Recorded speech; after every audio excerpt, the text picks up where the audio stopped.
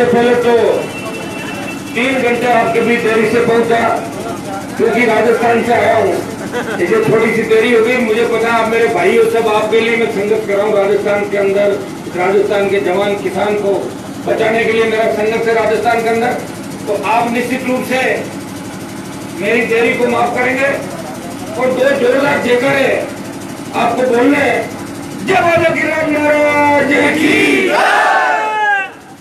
और किसानों को जिन्होंने इस देश के अंदर एक नई दिशा दी और किसान की दशा को अगर सुधारने का किसी ने प्रयास किया तो हिंदुस्तान की राजनीति के अंदर चौधरी चरण सिंह ने किसान की मजबूती के लिए हमेशा संघर्ष किया।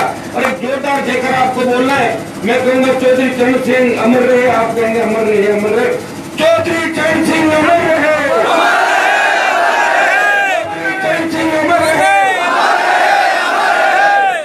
मैं आपके बीच आज राजस्थान से हजारों नौजवान इस पश्चिम उत्तर प्रदेश और पूरे उत्तर प्रदेश बेल्ट के अंदर राष्ट्रीय लोकदल के समर्थन के लिए मेरे साथ पूरे यूपी के अंदर चुनाव प्रचार करेंगे। और मेरा सौभाग्य है कि सबसे पहले मैं आपके बीच वोट की अपील करने आया हूँ। ये फतेहपुर सीकरी विधानसभा क्षेत्र से हमारे नौजवान भाई, मेरे भाई जो दूसरी बार चुनाव पहले भी इन्होंने लड़ा, मैं इनको गाड़ी के अंदर यही बात कर रहा था। इन्होंने कहा कि पहले मैं पीछे रह गया था। मैंने कहा जो पहले पीछे रहता वही आगे रहता। मैं भी एक बार आपकी तरफ पहले पीछे रह गया, लेकिन इलाके के अंदर जैसे ही घुसा, जवान और किसानों का मानस देखा, तो मुझे लग रहा है कि आप इस बार ब्रजेश चार जी को आगे ले आओगे। आपका आशीर्वाद इनके साथ है। तो मैं ब्रजेश जी को यही कह रहा था कि आप निश्चित रूप से चुनाव जीतेंगे, क्योंकि गरीब की दुआ और जवान का आशीर्वाद आपके साथ है, किसान के बेटे। और किसान आपको लखनऊ की विधानसभा के अंदर 2000 जो आपका विधानसभा का चुनाव हो सकता है, इसमें निश्चित रूप से आपको सेवा का मौका देंगे। आज जावर ग्राम के अंदर जो आपने जोरदार सभा का आयोजन किया, इसके लिए मैं आपको धन्यवाद देता हूँ। मैं कोई बहुत बड़ा नेता नहीं हूँ देश का, मैं आपका भाई हूँ। जिस तरह उत्तर प्रदेश के अंदर किसान तकलीफ के अंदर है, उत्तर प्रदेश का जवान तकलीफ के अंदर है। जिन लोगों ने चौधरी चरण सिंह ने जिन लोगों को सत्ता का रास्ता दिखाया था, आज वही लोग इस परिवार के पीछे पड़ गए। आज चौधरी चरण सिंह का बंगला दिल्ली से खाली करा लिया जाता है और कोई नेता इसके बारे में इस देश के अंदर नहीं बोलता। इससे बड़ा दुर्भाग्य इस हिंदुस्तान की राजनीति के अंदर नहीं होगा। सोनिया गांधी और राहुल गांधी से वही बंगले लेके बैठे। सोनिया गांधी भी प्रधानमंत्री की पत्नी है और प्रधानमंत्री के नाम का बंगला है, तो फिर हमारे चौधरी चरण सिंह का बंगला क्यों खाली कराने को बताओ? क्योंकि जिनकी वकालत दिल्ली के अंदर नहीं होती, जिनके वकील कमजोर होते हैं, वो लोग केस हार जाते हैं। मैं आपको इतना ही भरोसा दिलाता हूँ कि राष्ट्रीय लोकदल को आपको इस बार मजबूत करना है। नरेंद्र मोदी ने जिस तरह देश के जवान और किसान को गुमराह किया और आईना दिखा के इस देश की सत्ता के अंदर आगे, लेकिन 3 साल का कार्यकाल नरेंद्र मोदी का हो गया, इस देश को कुछ नहीं दिया।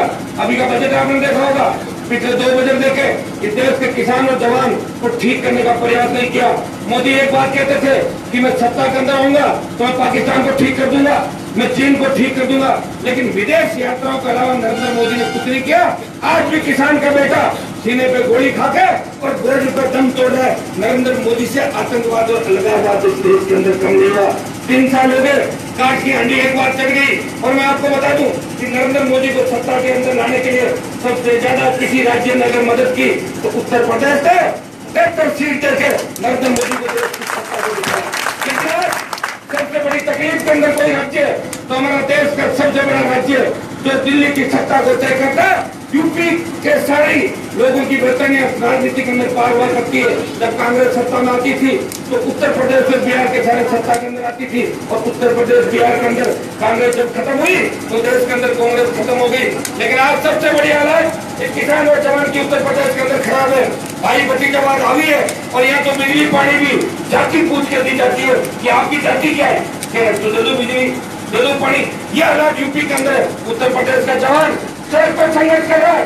बेरोजगारी की समस्या विकराल रूप लेके इस उत्तर प्रदेश की सड़कों में नजर आती है। जवान फांसी के फंदे को चूम लेता है, जवान की सुनने वाला कोई नहीं तो नरेंद्र मोदी जवान की सुन रहा है, न आपका अखिलेश यादव सरकार जवान की सुन रही है। जवान हाथ में बंदूक उठा के इस कलम की बजाय अपराध की दुनिया के अंदर चला जाता है। हमें उत्तर प्रदेश को सही रास्ते पर लाना है। उत्तर प्रदेश की कानून व्यवस्था को ठीक करने के लिए अगर कोई मदद कर सकता है तो किसान के बेटे और किसान के बेटों का ये दल, राष्ट्रीय लोक दल को अगर यूपी के अंदर आप मजबूत कर दोगे, मैं इतना ही भरोसा आपको दिलाता हूँ कि उत्तर प्रदेश के अंदर इस बार राष्ट्रीय लोक दल मजबूत हो गया तो 2019 के अंदर जो लोकसभा के चुनाव होंगे उसमें तीसरी ताकत इस देश की सत्ता में काबिज होगी। कांग्रेस भी पीछे चली जाएगी और भारतीय जनता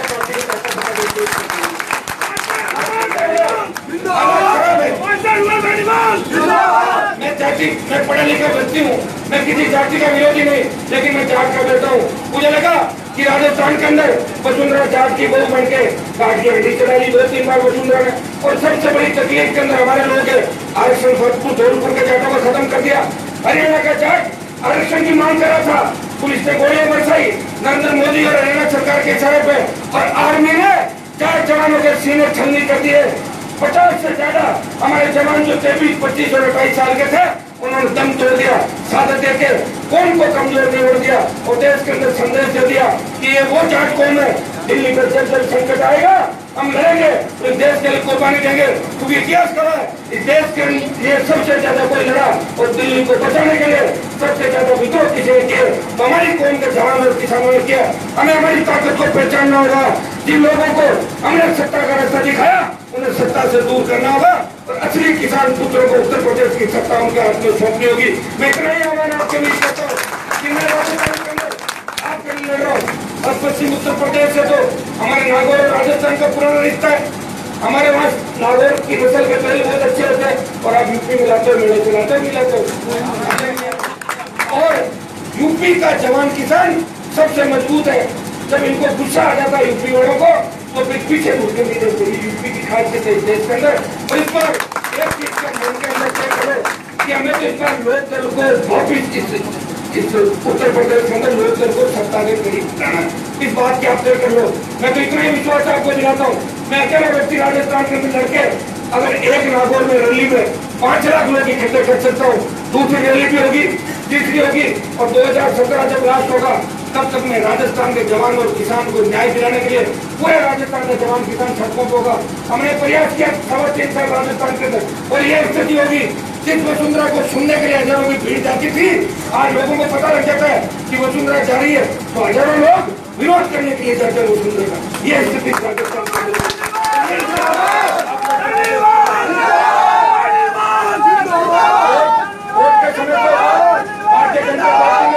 लोकसभा में नारे दिए। हमारा पश्चिम उत्तर प्रदेश का बेल्ट भी भारतीय जनता पार्टी के बेलगाड़ा के अंदर आ गया।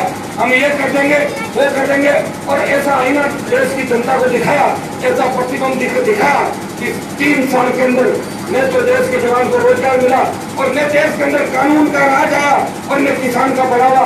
आज भी फसल बीमा योजना जो देश के अंदर चल रही है, प्रीमियम हजारों करोड़ ले लिया जाता है, लेकिन बदले के अंदर जब फसल खराब हो जाती है तो हमें कुछ भी वापस किसानों को नहीं दिया जाता। बहुत बड़े घोटाले इस देश के अंदर में। गन्ना उत्पादन आप कर सकते हैं, लेकिन गन्ने के समर्थन मूल्य की खरीद के लिए यहाँ का किसान हमेशा आंदोलित रहता है। सरकार 150 रुपए बढ़ा के किसानों के स्वाभिमान पर चोट पहुंचाना चाहती है। मैं आपको आह्वान करता हूँ कि यूपी की सत्ता पे आपको राष्ट्रीय लोकदल को काबिज करना होगा, तभी देश के अंदर जवान और किसान का राज आएगा।